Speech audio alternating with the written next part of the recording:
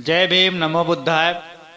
आज की ये वीडियो, आज मैं जो इस वीडियो में कहने जा रहा हूँ, ये महिलाओं के ऊपर है। भारत की महिलाएं इस वीडियो को पूरा देखें और शुरू से लेकर अंत तक देखें, क्योंकि भारत की महिलाएं बाबा साहेब और माता सावित्रीबाई फुले को जो भूलती जा रही हैं, जो उन्हीं की बदौलत जो आज ये आईएएस, डॉक्टर, पुलिस सभी बड़े पदों पे हैं। सभी सरकारी जगहों पे आज महिलाएं काफ़ी संख्या में हैं। तो ये बाबा साहेब और माता सावित्रीबाई फुले की वजह से हैं, लेकिन ये लोग उनको भूलती जा रही हैं। आज उन्हीं को याद दिलाने के लिए वीडियो महिलाओं के लिए है। महिलाएं इस वीडियो को ज़रूर देखें और बुरा लगे तो कमेंट करके बताएं कि क्या बुरा लग रहा है।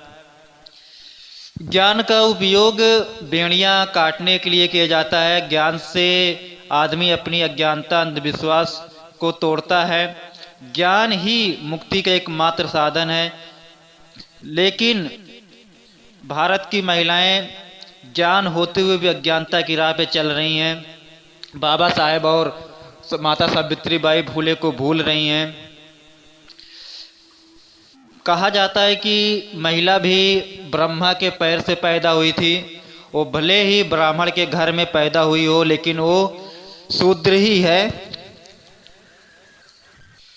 शूद्र और शोषण दोनों ही पर्यायवाची शब्द हैं, यानी शूद्र का पर्यायवाची शोषण है और शोषण का पर्यायवाची शूद्र है।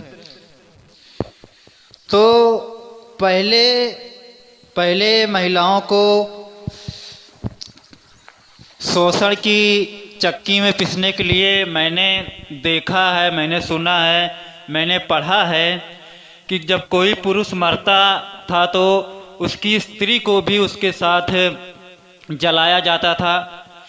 तुम चीखती थी, चिल्लाती थी, जलकर नहीं मरना चाहती थी, लेकिन असहाय बनकर रह जाती थी। शरीर के किसी अंग पर एक चिंगारी पड़ जाए तो हम चिल्ला उठते हैं। तुम्हारा तो पूरा शरीर जलता था। तुम चिल्लाती थी, बचकर भागना चाहती थी, लेकिन स्वयं को बचा नहीं सकती थी। तमाम औरतों गीत गा कर तुम्हें प्रेरित करती थी। जल कर मरने के लिए ढोल और नगाड़े बजते थे। इनकी तेज आवाज़ से तुम्हारी चीख दबकर रह जाती थी। तुम चिल्लाती रहती थी, ढोल नगाड़े बजते रहते थे। फिर कहा जाता है कि तुम सती हो गई तो जलकर मरने का दर्द का एहसास किसी को भी नहीं बता नहीं सकती थी और सती होने का गौरव पा जाती थी। तुम्हारी इस नासमझी ने अन्य औरतों को मरने के लिए मजबूर कर दिया।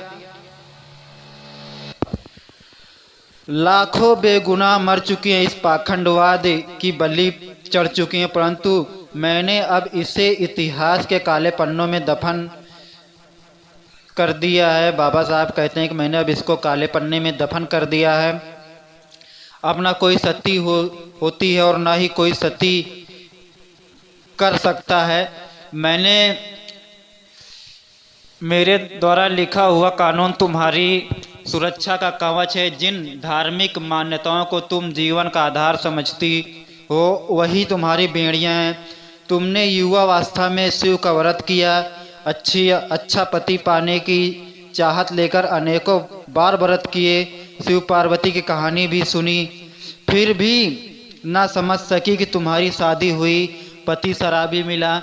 क्योंकि जब नशा करने वाला तुम्हारा आदर्श है तो पति भी वैसा ही मिलेगा, शराबी ही मिलेगा। तुम्हें पीटता है, तुम पिटती रहती हो, वह तुम्हें आग में जलाता है, तुम जलकर मर जाती हो। शिव की पत्नी भी जलकर मरी थी। क्या सीखा है? तुमने अमृत का मार्ग चुना है, तुम उसी मार्ग पर चली हो, इसलिए प्रतिफल मरती हो। तुम बच सकती हो। अच्छे आदर्श पाकर बिना प्रयास किए ज़्यादा पाना चाहती हो, इसलिए कभी सोमवार, कभी मंगलवार, कभी शनिवार का व्रत रखती हो, कभी पति की लंबी उम्र के लिए करवा चौथ का व्रत रखती हो, कभी संतानों की सुरक्षा के लिए सौ माता का कोई भी तो काम नहीं आता। जब मैं विलायत पढ़ने गया, बाबा साहब कहते हैं, जब मैं विलायत पढ़ने गया, रमा घर पर रहती थी वह अकेली थी, वह भी अंधविश्वास का शिकार हो गई, देवी देवताओं में विश्वास करने लगी, अपनी संतानों की लंबी उम्र के लिए उपवास भी करने लगी। यह उसका भ्रम था। मैं जानता हूँ घर में धन की कमी थी, बच्चों को ठीक से भोजन नहीं मिला, कुपोषण की वजह से बीमार हो गई, इलाज के लिए धन नहीं था, एक एक करके मौत के मुंह में समा गए मेरे बच्चे। एक बेटी थी मेरे, विदेश जाने के बाद पैदा हुई। रमा ने उसका नाम इंदु रखा था।